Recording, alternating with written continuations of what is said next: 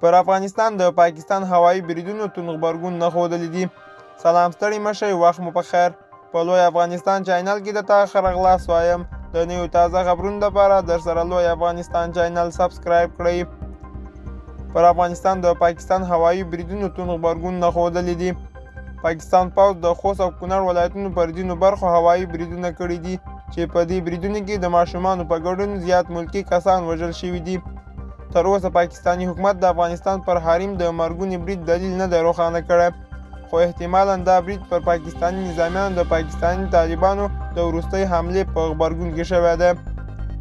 پر هغه کلیو چې وزیرستاني کډوال پکې ژوند کوي برید شوی دی، خو روښانه خبره دا ده چې پاکستان فکر کوي چې په کابل واکمنه ډله د پاکستان طالبانو ملاتړې ده او په دغه برید کې د طالبان د رژیم ګواښلی دی. دا پر افغانستان د پاکستان لومړنی څرګندونې برید نه دی. پاکستان په خپل 15 کلن عمر کې په نیابتي ډول پر افغانستان خاورې ډېر بریدونه کړي دي. په دغه 15 کلونو کې د کابل اسلام آباد اړیکې تر ډېرو ترنګلې شوي او له لفظي شخړو او د نیابتي جګړې سره مل وې. طالبان لا هم د بریا او د فتح په خیال اخته دي.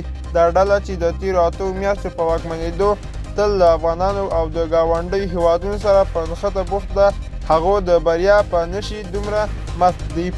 په خپل ګامونو هم نه ویني. فکر کوي چې دوی یوازې افغانان بلکې د نړۍ ملتونه به هم د دوی تابعیت ورکړي. دوستانو دا زموږ د دې ساعت چمتو کلی خبر. تر بیا ښې چارې.